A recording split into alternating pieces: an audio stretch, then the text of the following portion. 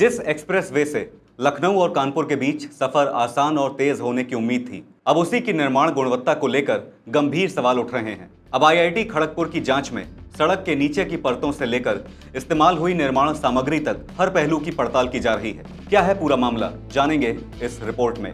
नमस्कार, आप देख रहे हैं आपका अपना न्यूज चैनल सत्य सर्वोच्च न्यूज और मैं हूं सोम।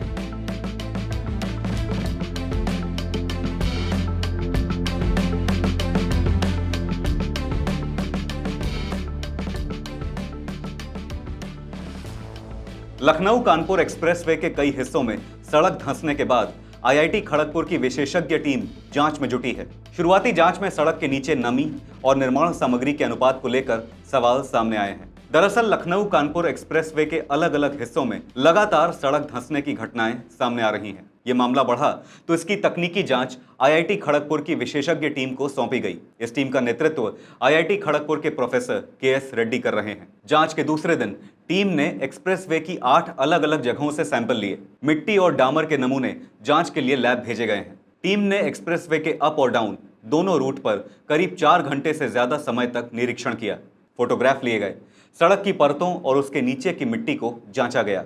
सबसे अहम तस्वीर उन्नाव के आसपास किलोमीटर 60 के क्षेत्र में सामने आई। यही वो ग्रीन फील्ड इलाका है जहां सबसे पहले सड़क धंसने की घटना सामने आई थी। जांच के दौरान सड़क के नीचे कई फीट तक मिट्टी गीली मिली, यानी बारिश का पानी सड़क की निचली परतों तक पहुंचने की आशंका है। विशेषज्ञों के मुताबिक मिट्टी और गिट्टी की लेयरिंग अगर सही तरीके से नहीं हुई हो तो पानी अंदर तक पहुंच सकता है और यही नमी सड़क की मजबूती को प्रभावित कर सकती है।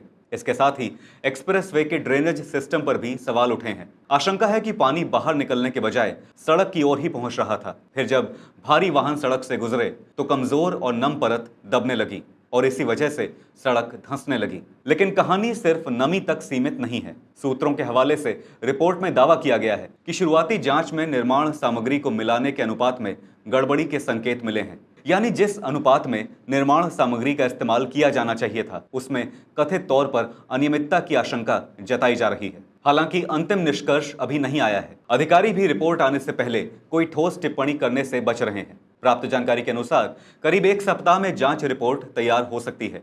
रिपोर्ट आने के बाद ही ये साफ होगा कि सड़क की कमजोरी की असली वजह क्या है, निर्माण सामग्री की गुणवत्ता कितनी जिम्मेदार है, ड्रेनेज में कितनी खामी है और निर्माण प्रक्रिया में कहां चूक हुई।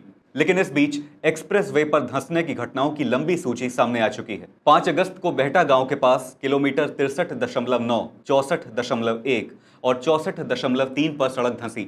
4 अगस्त को किलोमीटर 37.3 के पास पानी के बहाव से बड़ा गड्ढा बना। इसी दिन महनौरा गांव के सामने किलोमीटर 32.5 पर मिट्टी और नाली कटने से सड़क को नुकसान पहुंचा। वहीं किलोमीटर 30.6 पर पहले धंसी सड़क की मरम्मत के बाद पैच वर्क भी उखड़ गया। इस तरह की कई घटनाएं पिछले कुछ दिनों में देखने को मिली हैं। यानी सवाल सिर्फ एक जगह का नहीं है। एक्सप्रेसवे के अलग अलग हिस्सों से सड़क दबने, टूटने और उखड़ने की घटनाएं सामने आई हैं। गौरतलब है कि लगातार हो रही किरकिरी के बीच NHAI के पूर्व परियोजना निदेशक नकुल प्रकाश वर्मा को पद से हटा दिया गया है और उनकी जगह बरेली के परियोजना निदेशक नवरतन को जिम्मेदारी दी गई है। वहीं निर्माण से जुड़ी कंपनी PNC इंफ्राटेक पर भी सवाल उठ रहे हैं। रिपोर्ट में आशंका जताई गई है कि कंपनी ने निर्माण सामग्री को तय अनुपात में इस्तेमाल नहीं किया।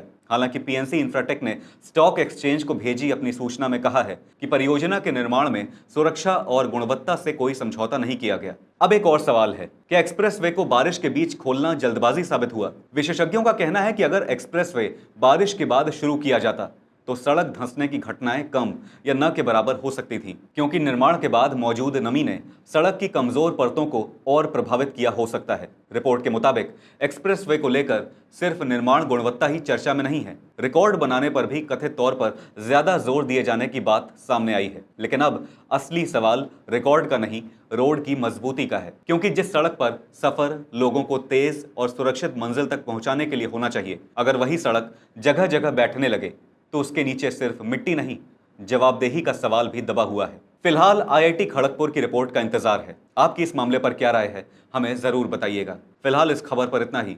देश और दुनिया की बड़ी और अहम खबरों के लिए बने रहिए सत्य सर्वोच्च के साथ। लाइक, कमेंट और शेयर करना ना भूलें। अपना ध्यान रखें। धन्यवाद। जय हिंद।